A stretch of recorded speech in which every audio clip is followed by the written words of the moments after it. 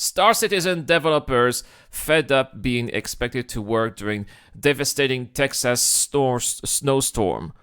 Or are they? Because, well, this might be very much fake news, guys. This is a story written by Nathan Grayson today at 11:30 a.m. Really, so we're going to check it out, guys. We're going to see first what Mr. Nathan Grayson of Kotaku has to say. And Kotaku has not had the best track record of covering Star Citizen. They usually like to post negative articles about Star Citizen because hate sells. You know, hate click do sales. Publish this article. It's Kotaku, Gruffers. It's Kotaku. Gruffers here says that this is BS. Well, we'll be talking about that, Graham. But first, let's read about what they have to say. It's not, well, it's kind of a long article. We're not going to read everything here. I will be putting the link in the description down below in the video on YouTube, of course. So, today's Inside Star Citizen was awesome. Did you watch already? Yeah, don't go. We're going to watch Inside Star Citizen later. So, last month, the entirety of Texas ground to halt after a colossal winter storm pushed the state's core power off-power grid to the brink. Power and heat outages, as well as resulting food and water shortages, led many businesses to temporarily shut down, blah, blah, blah, blah, blah. So, let's talk about Star Citizen. So, the Star Citizen developer has studios all over the world. That's not true. They don't have studios in Asia. But the core of the massively blah, blah, blah operation, from a technical perspective, lies deep at the heart of Texas. In a statement to Kotaku sent to the week of the storm, CIG talked about how Austin employees had banded together to provide each other with aid, which employees speaking to Kotaku under the conditions of anonymity says is true because, functionally speaking, CIG had left them high and dry. That's what they're saying here. CIG had left them high and dry. The company concluded its statement by saying that everyone at CIG has been very understanding and concerned about the situation in Texas. The Texas team is facing, and we're in constant communication, according to 6 sources who spoke to Kotaku. That part isn't true. Yeah, but who are those sources? BS, it's California, not Texas. No, they have offices in Texas too, Admiral Gruffers. Yeah, they also... So, communication, all 6 sources agreed, was the biggest problem. The week began with an interaction that set the tone. On Monday, sources aide, an Austin office manager, told employees, many of them had already lost power, to figure out how to make up for lost work in the near future, especially this week and weekend as a first option. According to one source, that source said the office manager continued, assuming roads are clear, we can also manage a few people in the studio. If all else fails, then enter PTO for whatever time you cannot make up. The expectation was clear, says the employees. Be prepared to work through a natural disaster or make up for it at the cost of off hours or vacation time. How is that a natural disaster? It's just snow. How is snow a natural disaster? Talk about people in Canada. People in Canada always work with snow. How is that a natural disaster? Seriously, come on. Texan people are known for being tough people, right? CIG provided Kotaku with a statement. CIG is saddened to hear these allegations from anonymous sources, a company spokesperson said in an email. Yes, snow is basically non-existent in Texas, said Admiral Griffiths.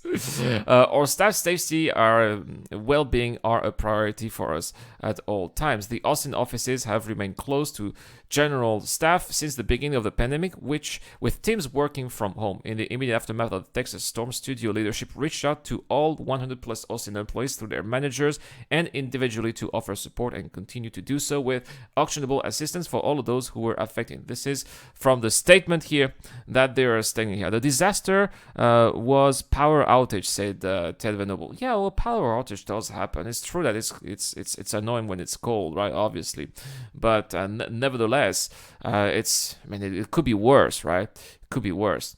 I mean, I lived in many places where we have snow. I lived in Russia. Even when I lived in France, we had snow. Sometimes power outages in winter too. Come on. I had friend in Houston on water boil at Victory until last week due to too much reliance on solar and wind power. Perhaps. I see. So let's continue here. So the employees who hadn't lost power or cell service says pushed back, noting that prolonged power outages could cost them an entire week of PTO, possibly more, if they had to deal with burst pipes and other damages to their homes. Oh yeah, that's true that maybe they're not equipped for such cold weathers in Texas regarding pipes. Others did not have any PTO to spare, but CIG upper management held firm. This is what, again, Kotaku is saying. In response to further expression of concerns, we were told to work directly with our managers for help, said one source, yet managers were facing the same crisis as the rest of us, and some lacked any method of communication. I don't expect CIG to get our power back or make the city give water back. I don't feel like I'm unreasonable, said one source, but I feel as though situations with natural disasters should be treated the same as if we were all still commuting to an office. Losing power and internet was not a snow day type break. It brought on stress on how to survive, keep babies and pets alive, and by no means was an enjoyable break for anyone who couldn't work. Texas mentions secession, says Jeremy Bound. Yeah, it's true that this is it. It was a federal versus state power, says Jeremy Bound here in the chat. Yeah, I read things like this. That's also what I read. I felt obligated to check in on teams every couple of hours, said one source. It just felt like I had to do it, even though most people weren't talking those days. Everyone was just focusing on surviving. So yeah, seems like people had a hard time in Texas during those time here. Any employer is entitled to ask employees to try and make up missed work, regardless of reason, says Max. Well, absolutely true. Absolutely true. I mean, I'm sure it was pretty bad, but it's just snow, right? But we got an answer here from... We got some answers here from Jeremiah Lee here, as well as Tyler at the same time here.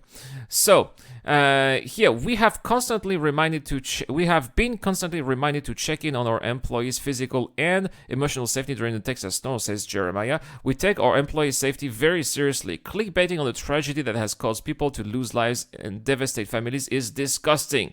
There's an answer here from Jeremiah Lee here. Craig, the spaceman, says Texas people need to come to Canada in the winter for a day. Yeah, right. Exactly. It's no big deal. Let's see if we have more answers here from CIG. But I'm pretty sure that I also saw Tyler here. Hey, there you go. Craig is right here. We got some answers here from so many answers here. Where is Zylo here? Zylo, or also known as Tyler Wink, is here, who is also lead community manager for CIG. That's what he said here. This is weird to me. No one in my team had to use PTO at all. I felt that CIG was extremely flexible and understanding. In fact, I just asked a lot of people in the team about this, and it confused everyone. Unfortunately, I think that this is an outright lie. There we have it, right? And you know what? As mentioned many times, Kotaku has not had the best track record of covering Star Citizen. Unfortunately, they are pretty biased. For some reason, they don't like Star Citizen, which is their choice, but at least they need to be honest about what they are saying, or they need to verify their sources. Maybe their sources are wrong. Maybe their sources are just troll, pretending to be working for CIG. But here we got lots of people from CIG, opening up on social media saying that this is not true. So who are we believing here? It's, that guy says something against that guy who says something. Sorry, I'm siding with CIG here because one, it's Kotaku, and two, we got lots of testimonies from lots of different people saying that all of that is just a lie. And of course, of course it is. Why would any company force their employees if the situation was that bad? Again, I wasn't in Texas during that time. If the situation was that bad, why would CIG force people to work like that, right? It just doesn't make any sense at all. So there we have it, guys. I think that we got some more fake news here from Kotaku, who once again hasn't had much of a good track record to cover Star Citizen, and it is a shame that they're trying to get clicks here just because of some kind of clickbaity article that they think is going to sell. That's it. That's my stance here. Shame on you, Kotaku. Shame on you. This video is brought to you by the people who support this channel on Patreon and via the join button as well. Supporters of the channel get access to lots of cool perks, such as access to my private Discord, your question answered in the show, you get to know when I'm going to play, and also you get to have a chance to influence the editorial line of the channel. Any help is appreciated, starts at just $1 a month. Thank you very much for watching. This is The Eradicator, and I'll see you guys later.